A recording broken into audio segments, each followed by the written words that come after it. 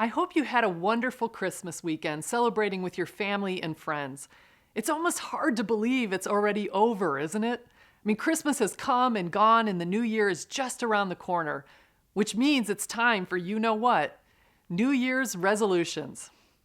Now, as soon as I start talking about resolutions, research says that 50% of us are going to get on board and make one or two. You can probably guess what the top resolutions are. Things like weight loss and exercise, stopping smoking, and debt reduction. But the other 50% of us are resistant to the concept. I mean, we balk at any thought of making any kind of New Year's pledge. Maybe we've been there, we've done that, and we've fallen flat on our face. We have no desire to commit ourselves to what can feel like a futile endeavor. We're in the last week of our series, The Thrill of Hope. If you've not been with us for the previous weeks, each week we've taken a line from the classic Christmas song, O Holy Night, and we've talked about what that line says about the meaning of Christmas. Whether it's been the weary world rejoices, the soul felt its worth, or till he appeared, we've learned that on this holy night, the night of Christmas, God came near and changed the course of everything. He brought the thrill of hope into our world. Well, today, as we conclude this series, we're talking about how on this holy night, God ushered in a new day. Any guesses to which line from our song, O Holy Night, fits this big idea? I'll give you a clue. For yonder breaks a new and glorious morn. Christmas ushered in a new and glorious morn, a new day. Now, earlier we poked a little bit of fun at New Year's resolutions, but before we get too cynical about them, let's stop for a minute and consider this. Dr. John Norcross, a clinical psychologist from the University of Scranton in Pennsylvania, is considered to be the leading researcher in New Year's behavioral change. He conducted a study in which he tracked a group of 400 people for a couple years, and the participants were divided into two groups. Group 1 was made up of those who were contemplating changes. I mean, this group wanted to make changes in their lives. They just didn't want to commit to those changes at New Year's. Now, group 2 was made up of those who made New Year's resolutions. And here's what Dr. Norcross discovered. He tracked those in group 1, those who were contemplating changes at New Year's, but waited until a later date to try to make those changes. And what he found was that 2 weeks after they committed to their change, 51% had stuck with it. At 6 months, only 4% had stuck with the change. Here's where this gets interesting. When he tracked group 2, the New Year's resolution group, at 2 weeks, 71% had stuck with the change. But the biggest difference came at 6 months. At 6 months, 46% in the New Year's resolution group had stuck with their change. What he found was that those who chose New Year's as the time to implement changes in their lives were 10 times more successful at sustaining those changes at the 6-month mark than those who tried to make changes at other times. Here's where I'm going with all of this.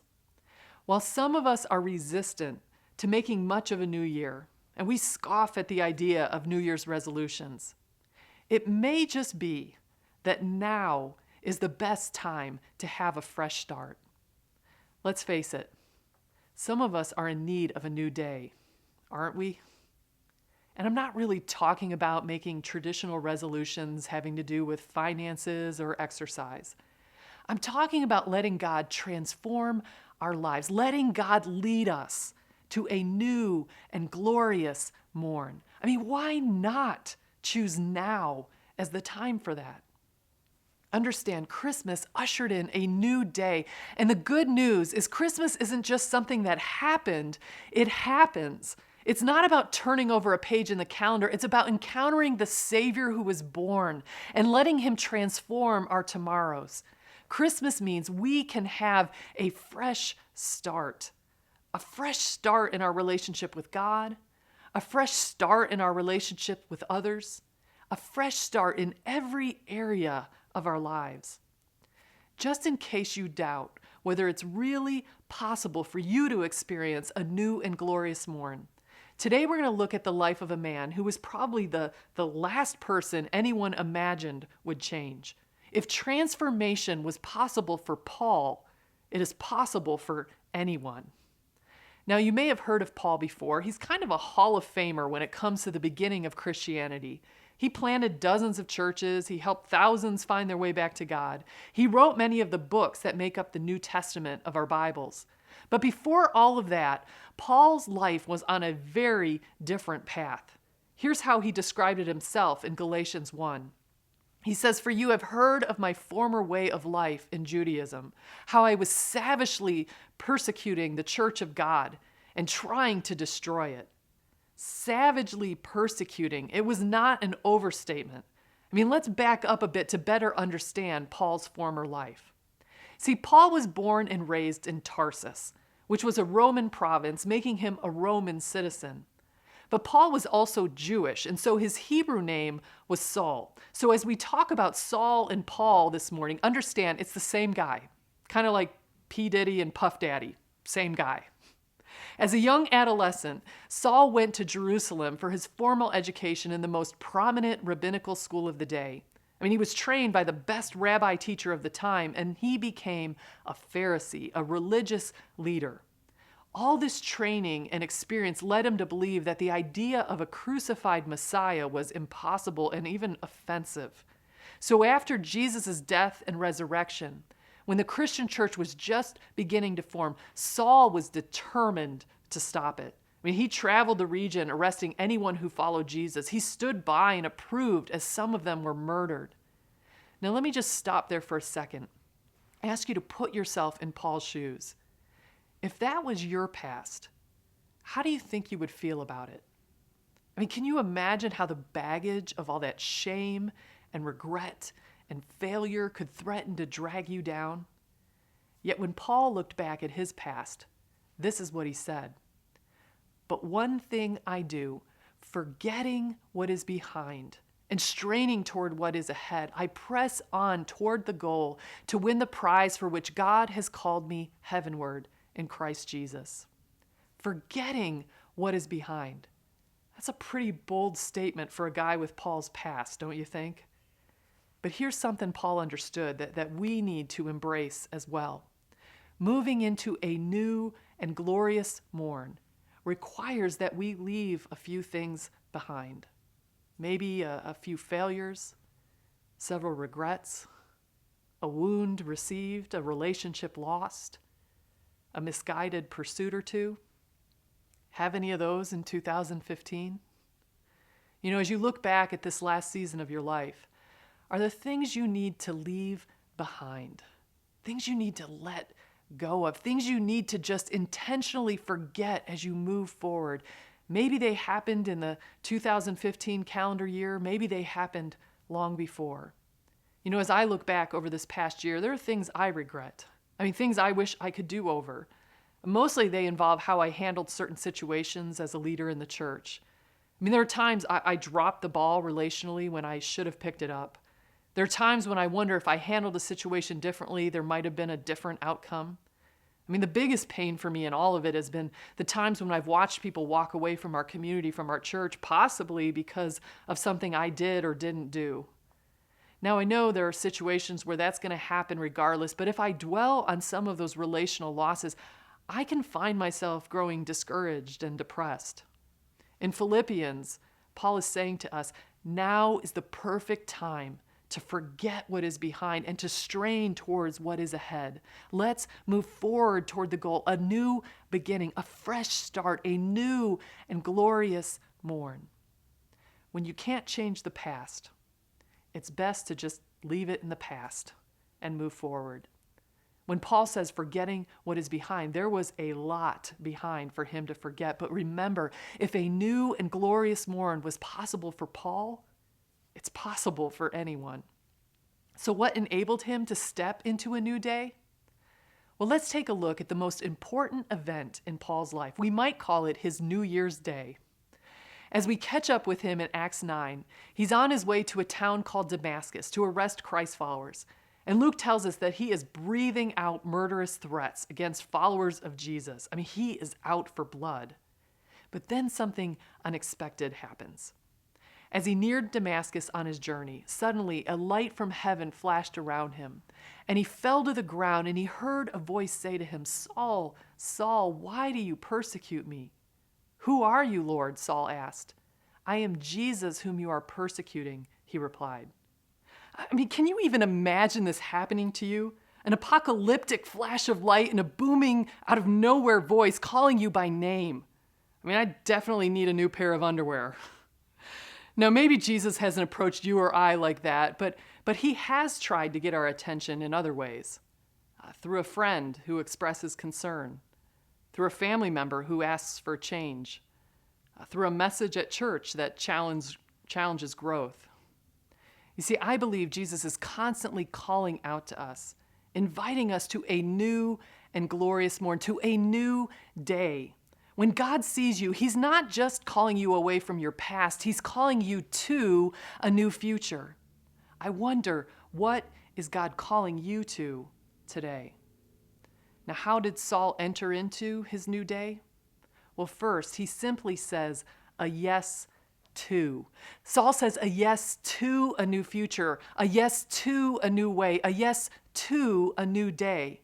Understand, despite the bright light, despite the booming voice, Saul could have run in the opposite direction. I mean, Lord knows I've often run in the other direction when Jesus has tried to get my attention. But Saul picks himself up off the ground and he says yes to a new day. So Jesus tells him to go into the city and wait for further direction. Now, there's one additional twist in the story. You see, Saul is blind. He can't see the road ahead. He doesn't know where this new future is leading him. But he takes the next step anyway. He moves forward, trusting that Jesus will show him what's next as he starts out on this new path. And as he moves forward, there's another thing that helps Saul step into a new and glorious morn. I love this next part of the story. You see, as Saul sits in Damascus, blind, unable to eat, God speaks to another man in the city, a Christ follower named Ananias, and he tells him to go help Saul. Now, Ananias hears from the Lord through a vision, but initially he's not too keen on the idea. I mean, can you blame him? Lord, you realize that this dude you're telling me to go to is Saul, right? I mean, the guy who wants to arrest people like me and have us murdered. I mean, I love Ananias' reply because I think we all say or think things like this when God calls us to something too, don't we? Translation, God, I don't really want to do this. God, this just seems too much. It's too hard. God, are you sure you're not looking for someone else? I mean, I can totally relate to Ananias' hesitation. But God assures him that, yes, this is the direction I'm asking you to go. And thankfully, Ananias obeys. He goes to Saul, and God uses him to restore Saul's sight, and he helps Saul find his way back to God. You see, Saul didn't move forward on his own. In order to move into a new day, he needed to say a yes with. He needed help from others. I mean, one of the things I love about this story is that Ananias is relatively obscure, but he plays a significant role in the history of what God was doing in the world. I mean, Ananias kind of reminds me of a cymbal player in an orchestra. His only job is to stand up and clash that cymbal at the crescendo of the song, and then he's done. But when everyone in the audience gives a standing ovation at the end, the cymbal player stands up and takes his bow, even though his part is only for a moment. His role is small, but it is significant in the overall story. Ananias, he's not an apostle. We never hear about him again in the rest of the New Testament. But without Ananias, Saul doesn't become Paul, the most influential leader of the early church. It's one of the most remarkable transformations of a person in the history of time. And remember, if a new and glorious morn was possible for Paul, it's possible for everyone.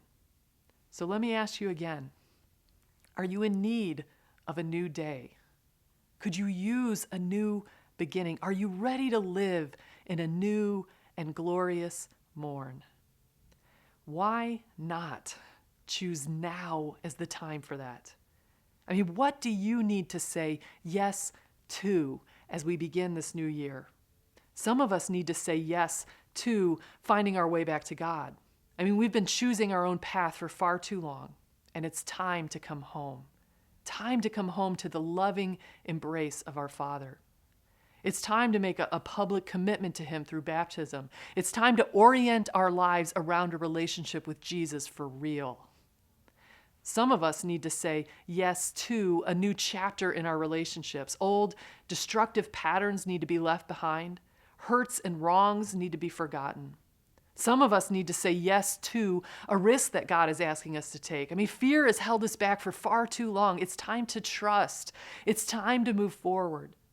Some of us need to say a yes to a reordering of our priorities, to choose the things that matter most. Some of us need to say a yes to healthier ways of living.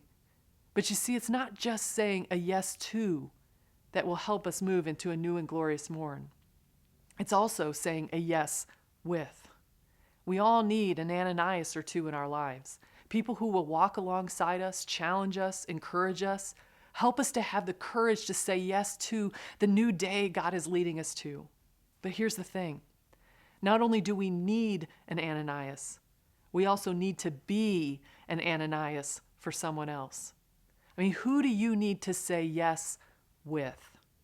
If you're not in a small group, getting in a small group can help you move into a new day.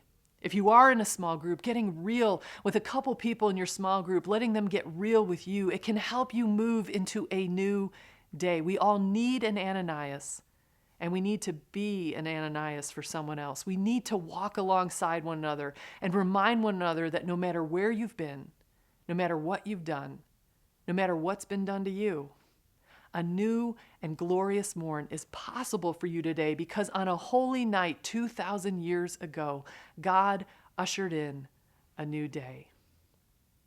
Oh, holy night, the stars are brightly shining. It is the night of the dear Savior's birth. Long lay the world in sin and error pining till He appeared and the soul felt its worth. A thrill of hope, the weary world rejoices, for yonder breaks a new and glorious morn.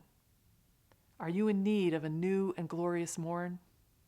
Now is the best time to forget what is behind and to press on toward the goal.